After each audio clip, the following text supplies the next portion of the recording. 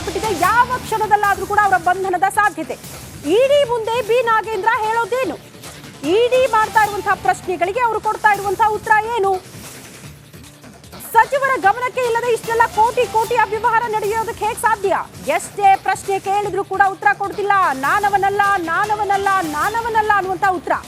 ನನ್ನನ್ನ ಬಿಟ್ಬಿಡಿ ಅಂತ ಬಿ ನಾಗೇಂದ್ರ ಹೇಳ್ತಿದ್ದಾರಂತೆ ಪದೇ ಪದೇ. ಇಡಿ ಮುಂದೆ ನಾಗೇಂದ್ರ ಹೇಳಿರೋ ಒಂದೇ ಒಂದು ಮಾತು, ಎಷ್ಟೇ ಪ್ರಶ್ನೆಗಳನ್ನ ಮಾಡಿ, ಏನೇ ದಾಖಲಾತಿಗಳನ್ನ ಇಡಿ, ಹೀಗೆಲ್ಲ ಹೇಳಿದ್ರಲ್ಲ, ಏನ್ ಹೇಳ್ತೀರಾ ಅಂತ ಕೇಳಿದ್ರು ಕೂಡ ಎಲ್ಲಾ ಪ್ರಶ್ನೆಗಳಿಗೂ ಒಂದೇ ಒಂದು ಉತ್ತರ ಕೊಡ್ತಾ ಇರೋದು ನಾಗೇಂದ್ರ, ನಾನವನಲ್ಲ ಅಂತ. ಅದು ಬಿಟ್ಟು ಬೇರೆ ಯಾವ ಉತ್ತರವೂ ಕೂಡ ನಾಗೇಂದ್ರ ಅವರಿಂದ ಇಲ್ಲಿ ತನಕ ಹೊರ ಬಂದಿಲ್ಲ. ಈಗ ಇಲ್ಲಿರೋದು ಸವಾಲುಗಳು. ಬಿ ನಾಗೇಂದ್ರ ಅವರು ಇಡಿ ಅಧಿಕಾರಿಗಳು ಕೇಳಿರುವಂತಹ ಪ್ರಶ್ನೆಗಳಿಗೆ ಸೂಕ್ತ ಉತ್ತರ ಕೊಡದೆ ಹೋದಲ್ಲಿ, ಸಾಕ್ಷ್ಯಗಳನ್ನು ಒದಗಿಸದೆ ಹೋದಲ್ಲಿ ಪ್ರಕರಣಕ್ಕೆ ಸಂಬಂಧಪಟ್ಟಂತೆ ಅವರ ಬಂಧನದ ಸಾಧ್ಯತೆಗಳು ತೀರಾ ಹೆಚ್ಚಾಗಿದೆ. ಈ ಪ್ರಕರಣದಲ್ಲಿ ಅವರ ಆಪ್ತ ಸಹಾಯಕನ ಬಂಧನ ಆಗಿದೆ ಅಂತ ಅಂದ್ರೆ ಸಹಜವಾಗಿ ಬಿ ನಾಗೇಂದ್ರ ಅವರ ನೆಕ್ಸ್ಟ್ ಸರದಿ.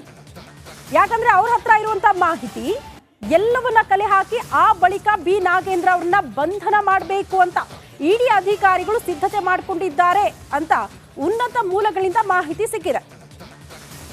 ಸಹಜವಾಗಿ ಈ ಪ್ರಕರಣ ಇಷ್ಟು ದೊಡ್ಡ ಮಟ್ಟದಲ್ಲಿ ಸದ್ದು ಸುದ್ದಿಗೆ ಕಾರಣ ಆಗೋದಕ್ಕೆ ಈಗ ಇಡಿ ಎಂಟ್ರಿ ಆಗಿರೋದ್ರಿಂದ ಇಷ್ಟು ದಿನಗಳ ಕಾಲ ಬಿ ನಾಗೇಂದ್ರ ಅವರನ್ನ, ದದ್ದಲ್ ಅವರನ್ನ, ಪರಶುರಾಮ್, ಪದ್ಮನಾಭ್ ಎಲ್ಲ ಬಂಧನ ಆದಂತಹ ಸಂದರ್ಭದಲ್ಲಿ, ಅಂದ್ರೆ ಈ ಹಿಂದೆ ಅಧಿಕಾರಿಗಳ ಬಂಧನ ಆದಂತಹ ಸಂದರ್ಭದಲ್ಲಿ, ನಿನ್ನೆ ಇವರಿಬ್ರು ವಿಚಾರಣೆಗೆ ಹಾಜರಾದಂತಹ ಸಂದರ್ಭದಲ್ಲಿ ಮಂದಹಾಸ ಮುಖದಲ್ಲಿ ಏನೂ ಆಗೇ ಇಲ್ಲ ಅನ್ನೋ ರೀತಿಯಲ್ಲಿ ಪೋಸ್ ಕೊಡ್ತಾ ಇದ್ರು ನಾಯಕರು. ಬಟ್ ಈಗ ಯಾವಾಗ ಇಡಿ ಎಂಟ್ರಿ ಆಯ್ತು ಆಗ ತಳಮಳ ಪ್ರಾರಂಭ ಆಗಿದೆ. ಇವತ್ತು ಬೆಳಗ್ಗೆ ಎದ್ದು 5 ಗಂಟೆಗೆ ಶಾಕ್ ಕೊಟ್ಟಿದ್ದಾರೆ ಇಡಿ ಅಧಿಕಾರಿಗಳು ಬಿ ನಾಗೇಂದ್ರ ಅವರಿಗೆ.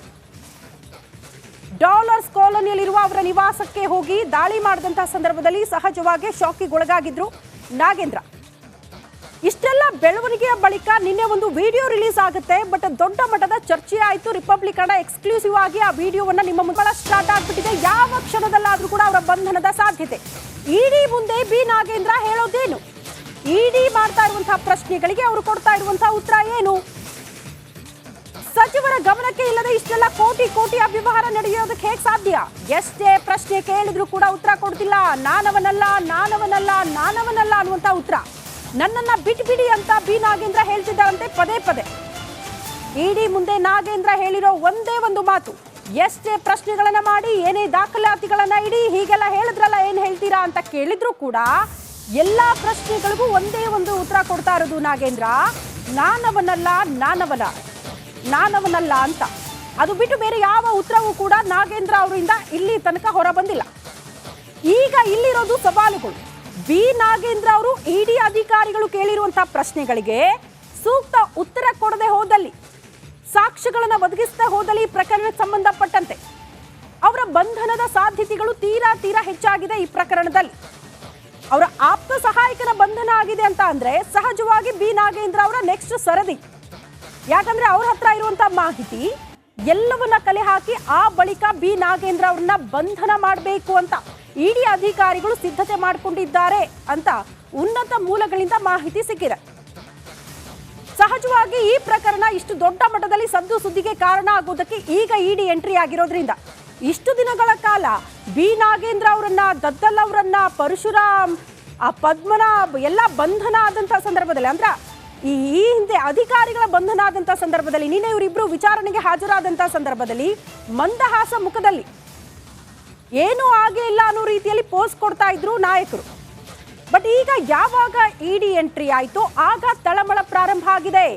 ಇವತ್ತು ಬೆಳಗ್ಗೆ ಎದ್ದು 5 ಗಂಟೆಗೆ ಶಾಕ್ ಕೊಟ್ಟಿದ್ದಾರೆ ಇಡಿ ಅಧಿಕಾರಿಗಳು ಬಿ ನಾಗೇಂದ್ರ ಅವರಿಗೆ. ಡಾಲರ್ಸ್ ಕಾಲೋನಿಯಲ್ಲಿರುವ ಅವರ ನಿವಾಸಕ್ಕೆ ಹೋಗಿ ದಾಳಿ ಮಾಡಿದಂತಹ ಸಂದರ್ಭದಲ್ಲಿ ಸಹಜವಾಗಿ ಶಾಕಿಗೊಳಗಾಗಿದ್ರು ನಾಗೇಂದ್ರ. ಇಷ್ಟೆಲ್ಲ ಬೆಳವಣಿಗೆಯ ಬಳಿಕ ನಿನ್ನೆ ಒಂದು ವಿಡಿಯೋ ರಿಲೀಸ್ ಆಗುತ್ತೆ. ಬಟ್ ದೊಡ್ಡ ಮಟ್ಟದ ಚರ್ಚೆ ಆಯಿತು. ರಿಪಬ್ಲಿಕ್ ಕನ್ನಡ ಎಕ್ಸ್ಕ್ಲೂಸಿವ್ ಆಗಿ ಆ ವಿಡಿಯೋವನ್ನ ನಿಮ್ಮ